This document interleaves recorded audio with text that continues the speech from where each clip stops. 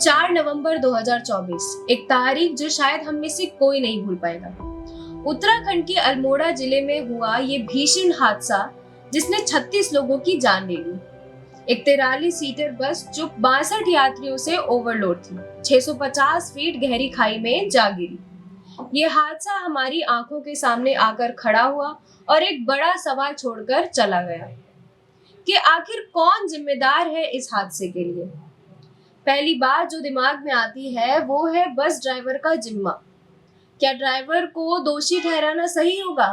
हाँ, हो सकता है कि उसने बस का नियंत्रण खो दिया हो, लेकिन क्या केवल उसकी गलती थी? जब बस की क्षमता 43 सीटों की थी और उसमें 62 लोग सवार थे, तो क्या ड्राइवर के पास इतना दबाव था कि वो उस बस को संभाल पाता? अब सवाल ये है कि ड्राइवर के पास उतनी स्वतंत्रता थी कि वो सुरक्षा मानकों का पालन कर पाता। अब ये तो थी ड्राइवर की बात। अब बात आती है सरकार की जिम्मेदारी की। क्या हमारे राज्य में सार्वजनिक परिवहन को लेकर कोई ठोस नियम है? क्या बसों की जांच नियमित रूप से होती है? क्या सुरक्षा मानकों का पालन किया जाता है? सरकार द्वारा इस तरह की घटनाओं को रोकने के लिए क्या कदम उठाए गए हैं? ये कोई नई समस्या नहीं। ओवरलोडिंग का मुद्दा पहले भी सामने आया है। क्या सरकार ने इस पर सख्त कदम उठाए थे या बस ऑपरेटरों को ओवरलोडिंग की अनुमति देकर हम सभी को जोखिम में डाल दिया?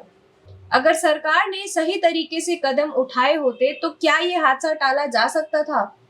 शायद सरकारी अधिकारियों को जिम्मेदार ठहराना भी उतना जरूरी है जितना ड्राइवर को दोषी मानना।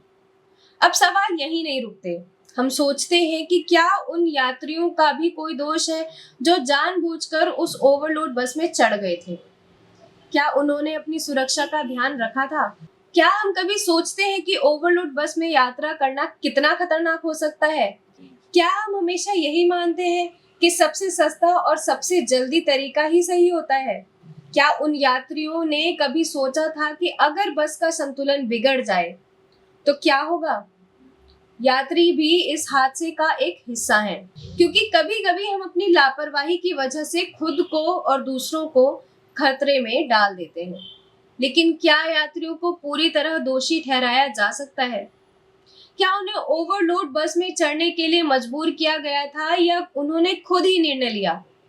अब देखिए, ये सिर्फ एक ड्राइवर, सरकार या यात्रियों की गलती नहीं, ये एक सामूहिक जिम्मेदारी का मामला है। ये हमारी सुरक्षा, हमारी लापरवाही और हमारी चेतना का सवाल है। ओवरलोड बस हो सकती है, लेकिन क्या हम सिर्फ एक व्यक्ति को दोषी ठहराकर इस मुद्दे को दबा देंगे? ये हादसा सिर्फ एक ट्रेजेडी नहीं, बल्कि एक चेतावनी है। हमें अपनी परिवहन व्यवस्था को फिर से देखने की जरूरत है। एक ऐसी व्यवस्था जो हमें न सिर्फ बेहतर सेवाएं दे, बल्कि हमारी सुरक्षा को भी प्राथमिकता दे। हम इस सवाल का जवाब नहीं पा सके कि आखिर जिम्मेदार है कौन। अब हमें अपनी आंखें खोलनी होंगी और इस हादसे को केवल एक घटना ना मानकर एक बड़ा सबक समझना होगा। धन्यवाद।